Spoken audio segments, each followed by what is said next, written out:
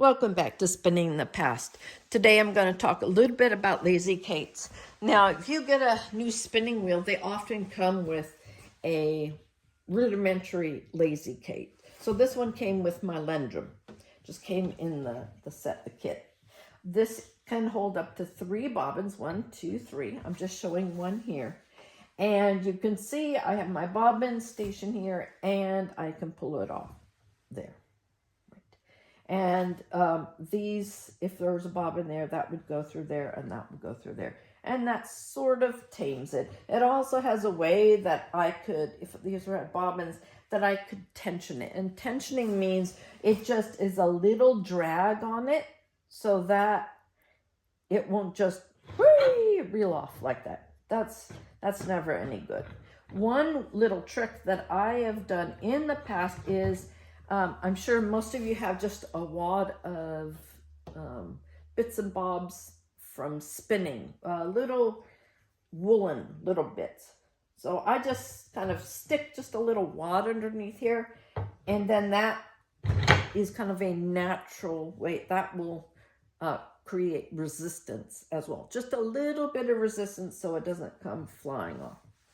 Now, this is a different style of Lazy Kate. This is a ladder one, and I prefer this. I think it was Judith McKenzie who got me onto this, and I really like this. So this has 1, 2, 3 slots for the bobbins coming off. So you can see that I wanted to show you that these want to get snarled just automatically. So people's like, well, how do I keep them separate? So this one also has a tensioning. So I would put it here, and I would put this here, and then there used to be a little something back there that I could attach it to, and that would give just a little bit of resistance as well. But I don't really use that anymore. I have different ways to manage my tension. And another thing I want to show you is that, see how this is coming from the bottom? But this one's coming from the top. No, no, no. They really need to come from the same direction. So let me see if I can do this. So I'm going to flip this bobbin. Okay, this screws in just like that. So now I have them coming off the same direction. So if you're getting any snarling, you may make sure that they're coming off the same direction. The same way with this. I would not have one this direction and then one coming off this direction. I keep them all going the same direction because these single twists have energy and they just want to naturally twist on each other, which is called plying. So I have this set up for a 2-ply. If I had another bobbin up here, then it would be a 3-ply. That's how you get your 3 plies. There are ways, I will do another video with just more close-up on how I actually manage these at a wheel. But today we're just going over the basics. And you're saying, well, what is this up here? This is actually a weaving bobbin. And again, this is from Judith McKenzie. Brilliant. She would take her spinning, and then you need a bobbin winder for this because it's a very narrow hole. And then she puts her singles on this. And then when she's ready, she will put one of these bobbins here and here and here. And then she will ply off that. Why? Because these bobbins are very expensive and these are relatively cheaper. So this is kind of a storage saying, hey, single, I'm going to get back to you someday. I promise. You just sit here, being all nice in your singles on this. And I find right now, oh, there's some singles, and I just haven't gotten around. But at least I'm not monopolizing one of these expensive bobbins for the wheel. So I will often use one of these. Now, the problem is that they do kind of spin a lot. There's a couple of ways. Again, you could put just a little bit of wool in here, just a little, and that will give a little bit of resistance. But when you let the yarn sit, the singles sit for a while, it tends to relax the twist.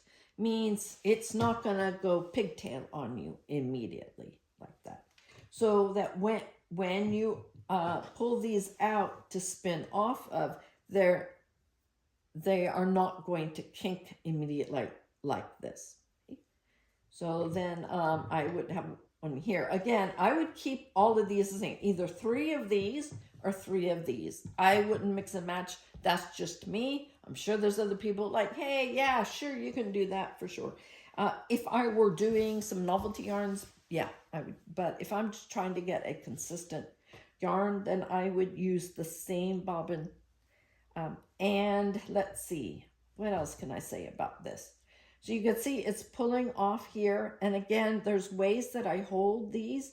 And for the really fine, because I spin a lot of fine cotton, there's another technique, another thing that I use for bobbin storage. Yes, I do. When I do spin my cotton, I reel it back off onto one of these because I need a lot of yardage when I'm spinning to weave cotton. And so this helps.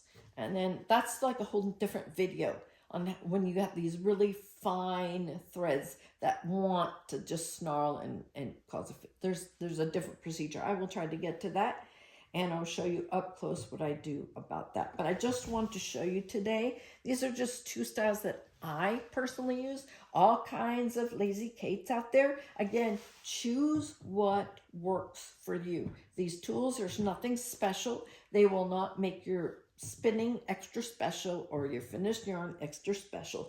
They are merely a tool. And if this style works great for you and it's in your budget and it comes with it and you work perfectly with this, use that. If you find you want to try a different one and see if it works better for you, then do that. I have 2 of these now because that's how much I like the style. All kinds out there. And the fiber fairs, which are in abundance at this time of year, please go help support our vendors. Try out these different Lazy Kates. These are very helpful, very useful. And try it with tensioning and then without tensioning and see what works for you. Again, there's not one, like you have to have a tension or you don't have it. You have to find out what works for you. So with that, I will say goodbye and I'll catch you next time on Spinning the Past.